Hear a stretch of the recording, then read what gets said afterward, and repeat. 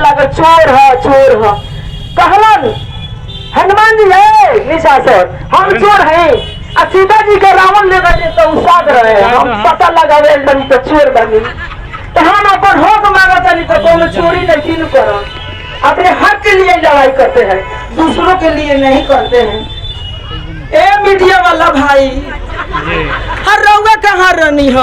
हम औगे आवतनी हमनी के बड़ी दशा बा। अच्छा राउर दशा दूर करे खातिर आ गइल बनी तो सुन ली हमरो भाषण।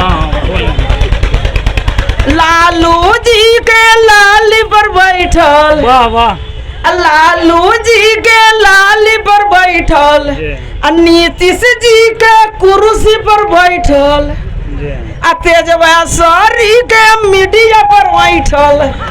अब की पारी छोड़े करब, अब की पारी छोड़े करब। आवे 2024 आवे दी 2024 अरे साता का कुर्सी हिलाइबे। नमस्कार, मैं हूं राजेश गुप्ता। आप देख रहे हैं DX मीडिया नेटवर्क। इस समय के नरकटियागंज अनुमंडल में मौजूद हूं और यहाँ पे एक बार बोर्ड पर फोकस करके दिखाइए कि अनुमंडल कार्यालय नरकटियागंज लिखा हुआ है और अनुमंडल पुलिस पदाधिकारी का कार्यालय भी यहाँ है। अनुमंडल में यहाँ पे कुछ आंगनबाड़ी की सेविका सहायिका और यहाँ ओम प्रकाश क्रांति जी मौजूद हैं। हम इन लोगों से जानने की कोशिश और प्रयास कर रहे हैं कि सेविका सहायिका और मालिका या ओम प्रकाश क्रांति जी जो नेता हैं यहाँ पे किस लिए अनुमंडल पदाधिकारी के पास यहाँ पे आए हुए थे। हम विशेष बात इन्हीं से जानने की कोशिश और प्रयास कर रहा हूँ। DX मीडिया नेटवर्क में आपका स्वागत है सर। आप लोगों का भी स्वागत है जी। आज अनुमंडल में आने का आप लोगों का मेन मकसद और उद्देश्य क्या है सर? अभी हमारे साथ एक डेलीगेशन है आंगनबाड़ी सेविका लोगों का। अच्छा। और अभी हम लोग यहाँ अनुमंडल पदाधिकारी के पास अपना स्मार पत्र देने आए थे। हाँ। उनकी अनुपस्थिति में वो शायद सिकटा चले गए हैं किसी इमरजेंसी में। अच्छा। तो उनके बड़ा बाबू को अभी हम लोगों ने उस स्मार पत्र को सौंपा है। ज्ञापन आप अपना सौंप दिया है। आज हम लोग यहाँ धरना दिए हैं बिहार राज्य आंगनबाड़ी कर्मचारी यूनियन एटक की ओर से जी कि पिछले 29 सितंबर से पूरे बिहार में सेविका सहायिका का हड़ताल चल रहा है। जी जी। और इस हड़ताल के दरमियान हाँ। हमारी सेविका सहायिका का चयन भी रद्द किया जा रहा है। जी जी। हड़ताल तोड़ने के लिए उनको मानसिक रूप से प्रताड़ित किया जा रहा है। तो हम लोगों ने आज ये धरना दे करके अनुमंडल पदाधिकारी को लिखित दिया है कि सेविका सहायिका का चयन रद्द करना बंद किया जाए और जिन लोगों का चयन रद्द किया गया है उसका आदेश को वापस किया जाए। हाँ। साथ ही साथ हमारी सेविका सहायिका को किसी तरह से मानसिक रूप से प्रताड़ित नहीं किया जाए, उनको भयाक्रांत नहीं किया जाए हड़ताल से वापस आने के लिए।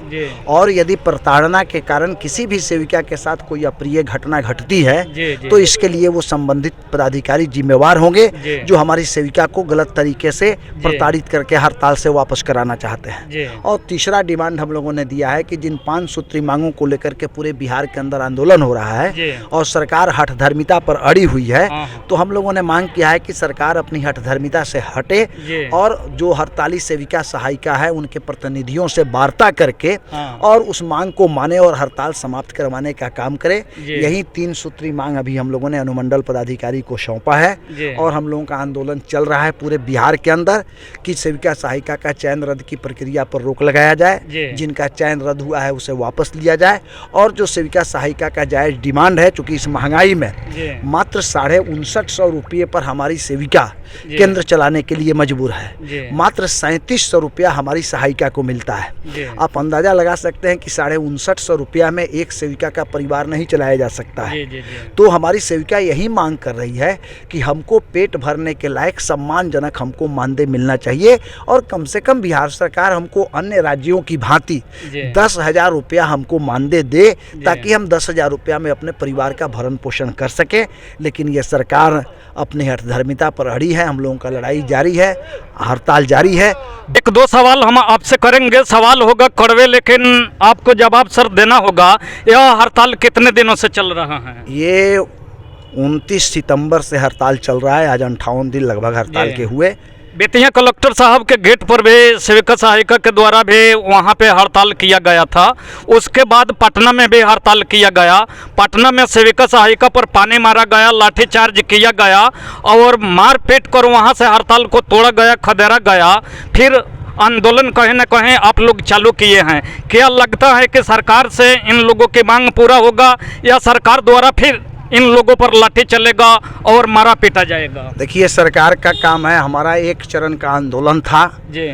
और हड़ताल के शुरू के दिनों में हम लोगों ने सभी बाल विकास परियोजना कार्यालय के समक्ष हम लोगों ने धरना दिया। निर्वाचित जनप्रतिनिधि एमएलए एमपी को हमने अपना मांग पत्र दिया और तीसरे स्टेज में हम लोगों ने जिला स्तर पर 4 नवंबर को विशाल धरना दिया और 7 नवंबर से लेकर के 10 नवंबर तक जिसमें विधानसभा चल रहा था, उस समय हमारी सेविका सहायिका घेरा डालो डेरा डालो आंदोलन के तहत, नारा के तहत पटना पहुंची थी। सरकार उनके ऊपर लाठी बरसाई, वाटर कैनन से पानी बरसाई, ये सब कुछ हुआ। 10 तारीख को विधानसभा बंद हो गया, हमारी सेविका वापस चली आई।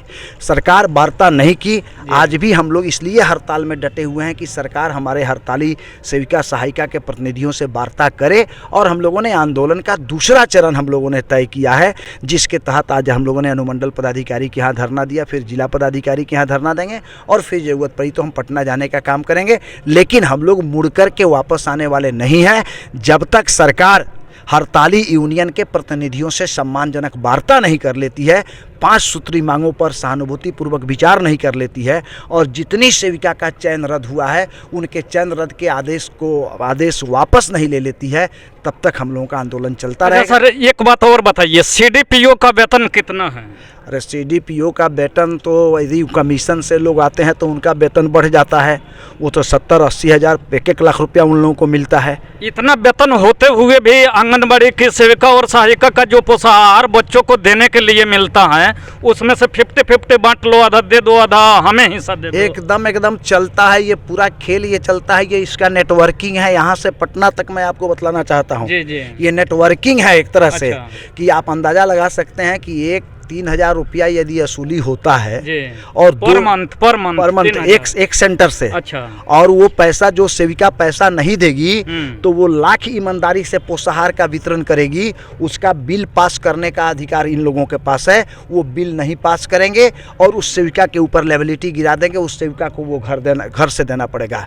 इसलिए हमारी सेविका को डरा धमका करके ये 3-3 हज़ार रुपया वसूलते हैं। अब अंदाज़ा लगाइए कि 200 केंद्र यदि चलते हैं तो 3,000 के हिसाब से 6 लाख रुपया एक परियोजना के अंदर वसूली होती है। एक सीडीपीओ ऐसे हैं जो 3-3, 4-4 परियोजना के प्रभार में हैं। आप अंदाज़ा लगा सकते हैं कि एक महीना में 30 से 40 लाख उनकी कमीनी है और उसी कमीनी पर, इस हड़ताल के कारण उनके इसी कमीनी पर चोट पड़ा है, इसलिए वो पागल कुत्ता की तरह हमारी सेविका के ऊपर कार्रवाई। इसके लिए सर कोई ब्रांच सरकार के नहीं है जिसको गुप्त रूप से जांच कराकर उन लोगों को पकड़वा दिया जाए? देखिए, इसमें कई बार अपने जिला के अंदर आप देखिएगा तो कई सीडीपीओ को पकड़वाया गया है जी। जैसे गवनाहा की सीडीपीओ पकड़ाई, नौतन की सीडीपीओ पकड़ाई, प्रयास किया गया। और बहुत ऐसे लोग हैं कि इस हड़ताल के बाद हम लोग ये प्रयास करेंगे कि इस हड़ताल के बाद हम लोग आर्थिक अपराध शाखा की ओर से उनके संपत्ति की जांच करवाएं कि वो सीडीपीओ वेतन जितना लेते हैं और जितनी दिन से उनकी नौकरी है उससे ज़्यादा धन उनके पास आ गया, ताकि उन्होंने उसको कहां से अर्जित किया। इसके लिए हम लोग आर्थिक अपराध शाखा तक जाएंगे और उनके संपत्ति की जाँच करेंगे। सहायिका लोगों से भी थोड़ा बात करते हैं कि इन लोगों को सिटी दिया गया था और टॉर्च दिया गया था जो सड़क पर, गाँवों के सड़क पर रखवाली करने के लिए। इन लोगों को तो लगता है कि पावर बढ़ गया होगा सिटी मारकर ट्रैफिक पुलिस के जैसा और टॉर्च दिखाकर। आप सेविका हैं या सहायिका? मैं सेविका हूँ। कहाँ से आई हैं? नरकटियागंज प्रखंड की मैं महासचिव हूँ यहाँ संघ की। तो हम लोगों से तो सरकार बहुत सारे काम करवाए हैं, वो गिनती करने से भी माने कम में पड़ रहा है। बहुत सारा काम हम लोगों से लिया जाता है, फिर भी सरकार हम लोगों के ऊपर ध्यान नहीं दे रही है कि इतना काम कराते हुए भी हम लोगों को वेतन बहुत कम है। बहुत कम क्या, बंधुआ मजदूर की तरह हम लोग काम करते हैं, जो हम लोग को पेट भरने लायक नहीं है, नहीं हम लोग का बच्चों का इससे पालन पोषण हो सकता है। तो इस अवधि में हम लोगों ने अपने सरकार से मांग की। हम लोगों ने आवेदन दिया यहाँ सीडीपीओ से लेकर के और अपने एसडीएम साहब को भी हम लोगों ने दिया। उसके बाद हम लोग धरना पर गए, हड़ताल पर रहे। आज 58 दिन से हम लोग हड़ताल पर हैं जी। और इसी बीच बहुत सारे हम लोगों पर दंडात्मक कार्रवाई की गई विभाग द्वारा, जिसमें मैं नरकटियागंज प्रखंड की सचिव को भी चयन मुक्त कर दिया गया। और सब हलाल खाइएगा बहनों, इसलिए मैं कहना चाहता हूँ आपके ऊपर निर्भर करता है।